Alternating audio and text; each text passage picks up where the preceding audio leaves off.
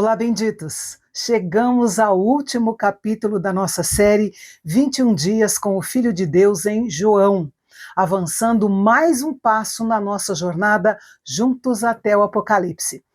Depois de trilharmos o caminho dos evangelhos sinóticos, Mateus, Marcos e Lucas, com foco no rei, no servo e no filho do homem, o foco de João em Jesus como Filho de Deus é o fechamento perfeito dos evangelhos. João não escreveu para repetir o que os outros já escreveram. Ele escreveu para trazer respostas às perguntas inquietantes da nossa alma. Jesus tinha ressuscitado, mas os discípulos ainda não sabiam direito o que fazer com suas vidas. Sabe aquele sentimento de e agora? Pedro, sendo Pedro, toma a iniciativa e diz: vou pescar. Os outros 6 discípulos que estavam com ele o acompanham. Eles voltam para o que conheciam, para a sua zona de conforto. Muitas vezes, quando estamos cansados ou confusos, tentamos voltar para aquilo que já conhecemos bem. Mas Deus sempre tem algo novo. Aqueles 7 homens pescam a noite toda e não pegam nada. O cansaço bate e o desânimo aumenta. Quando amanhece, um desconhecido aparece na praia. Não sabemos exatamente por que os discípulos não reconheceram que era Jesus. Talvez estivessem preocupados com seu fracasso ou não conseguiam vê-lo claramente através da névoa matinal à beira-mar. Jesus pergunta: filhos, será que vocês têm aí alguma coisa para comer? Eles dizem que não. A pergunta de Jesus soa como se fosse algum pai de família que, ao passar por pescadores, os chama com a intenção de comprar o peixe deles para o consumo da sua família. Ao ouvir a resposta negativa, Jesus faz uma sugestão estranha aos discípulos: lancem a rede do lado direito. Não havia razão lógica para acreditar que pescar à luz da manhã fosse melhor do que pescar à noite, nem para acreditar que pescar de um lado do barco fosse melhor do que do outro. Esse relato ilustra o princípio de que nunca devemos ter medo de mudar nosso método, contanto que seja sob a direção de Jesus. A diferença entre o fracasso e o milagre não foi o esforço, pois eles eram pescadores experientes. Foi a obediência à voz de Jesus.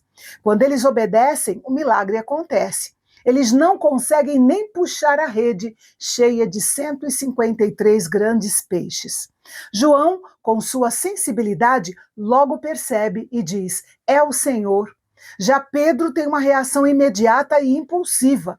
Movido pelo desejo de estar perto de Jesus o quanto antes, ele veste a sua túnica por reverência e se lança ao mar para nadar uns 90 metros até a margem. Essa cena cria um contraste interessante entre as reações de João e de Pedro. João teve o olhar, a percepção espiritual para reconhecer Jesus primeiro.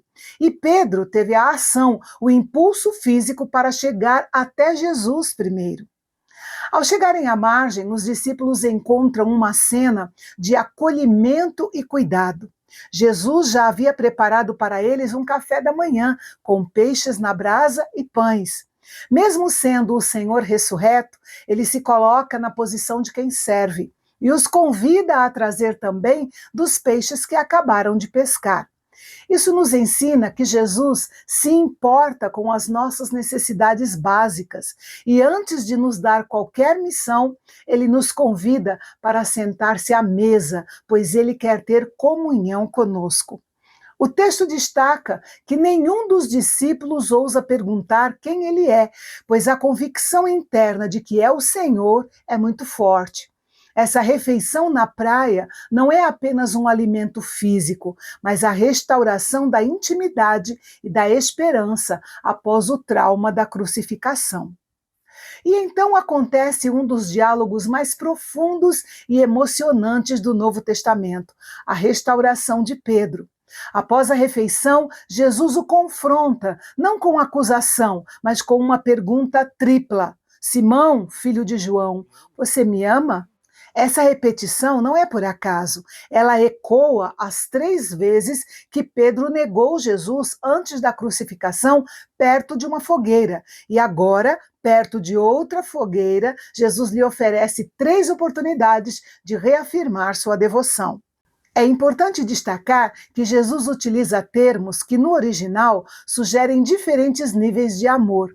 Nas duas primeiras vezes, Jesus pergunta: Simão, você me ama com amor ágape? Ágape é o amor divino, incondicional, de entrega total e sacrifício.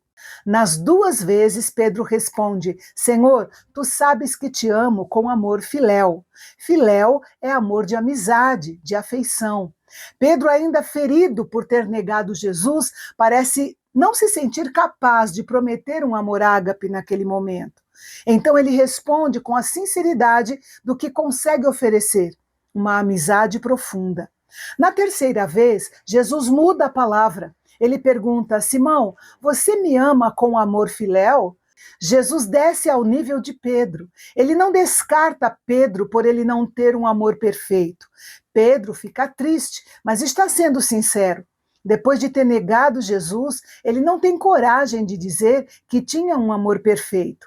Ele oferece a única coisa que tem certeza que sente, o amor filéu, e Jesus o aceita.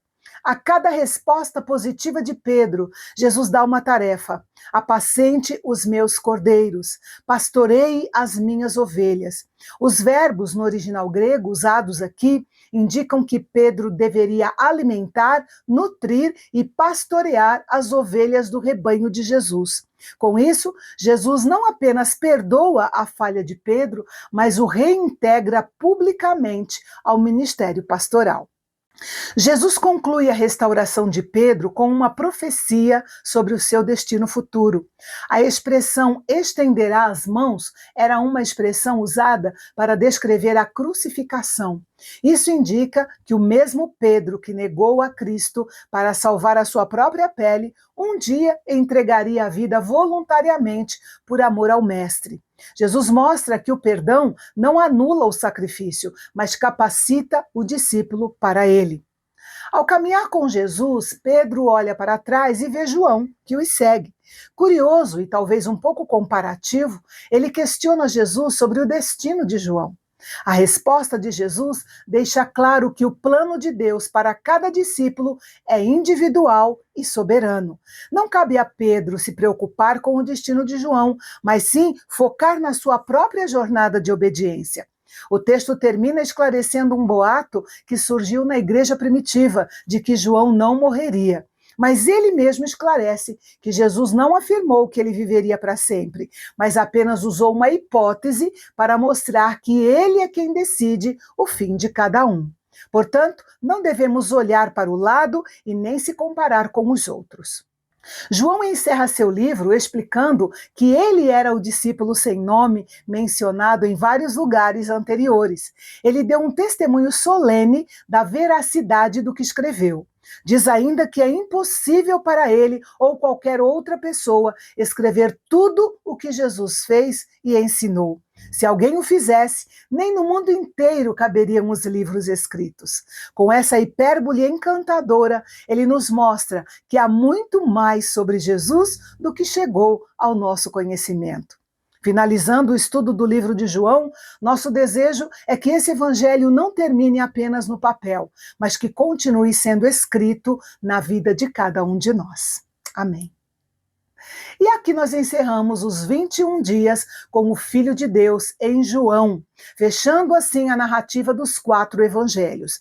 Mas se Deus permitir, eu voltarei no dia 7 de abril com o único livro histórico do Novo Testamento. Serão 28 dias acompanhando a expansão da igreja em Atos.